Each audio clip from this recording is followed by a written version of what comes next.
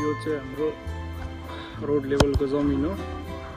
तपाईको यहाँ माथि यो देख्नुहुँदैछ, यो एउटा कटेज हो र त्यसको छेउमा अर्को एउटा कटेज छ र यहाँ यस्तो टर्निङ जस्तो छ, यहाँ गाडी साडी राख्ने छ, नाली छ, निकै लामो छ, लगभग 60 फिटको 60 फिट भन्दा पनि बेसी नै हो। एक्ज्याक्टली चाहिँ पेपर्समा हुन्छ। यहाँनिर यस्तो वल छ र यो अर्को घर हो। यो पानीको पाइप यहाँनिर जहाँसम्म छ त्यहाँसम्म, त्यहाँ वल छ। त्यहाँदेखि उता लगत्तै त्यो परको टर्निङ डल्लै यो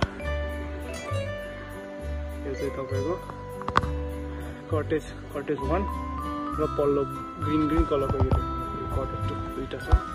यो रोड लेभलको जमिन। यसलाई काटेर गऱ्यो भने चाहिँ तपाईँको यस्तै हाम्रो छिमेकीको जस्तै घर एउटा हुन्छ, ठुलो खालको। अनि चौडाइ अलिक छ, निकै छ। लम्बाइ त छँदैछ हो, चौडाइ पनि छ। अलिकति बारी जस्तो छ, रुखहरू, बारीहरू, सुन्तला अम्बकहरू लगाएको। यो कटेज 1 2 हो। माथिबाट पनि देखाउँछु। यस्तो छ, यहाँ टर्निङ जस्तो छ, खुल्ला छ। तलबाट कसै केले तान्दैन, माथिबाट केही छैन। छेउमा स्कुल छ, जस्ट प्रपर्टीकै छेउमा स्कुल छ। यस्तो छ रोडहरू। यहाँबाट सीसी फुटपाथ बनिएको छ। स्कुल हो यो, government school, senior secondary, alternate senior secondary school. बाटोहरू यस्तो छ। यो बाटो चाहिँ आधी स्कुलको, आधी हाम्रो। त्यसो गर्दाखेरि स्कुललाई पनि भयो, हामीलाई पनि भयो। त्यो हिसाबले बनिएको छ। यहाँ कटेजको यो टोइलेटहरू यसरी वल लगाएर बनाइएको छ। यता स्कुल छ, स्कुलको बारेको छ।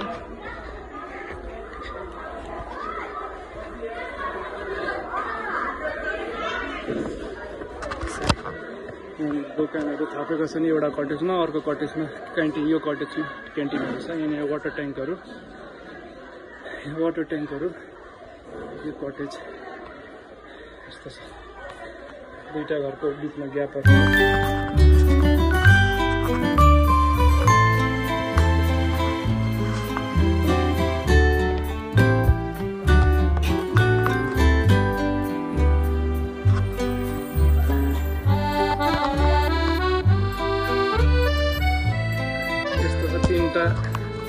तीनटा रुमको घर छ। तलबाट बारीहरू छ, तल गाडी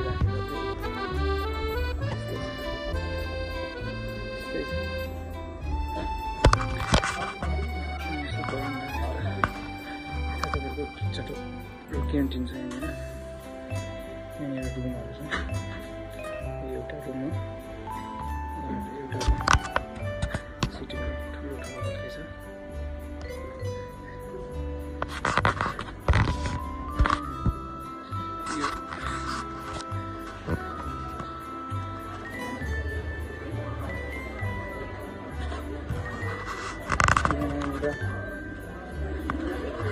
घरहरू छ। यो पल्लो घर हो,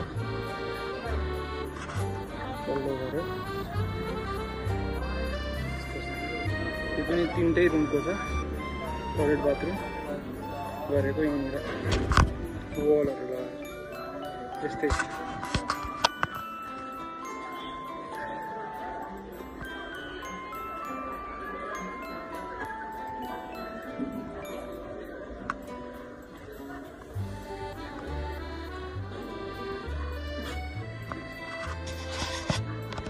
That's it.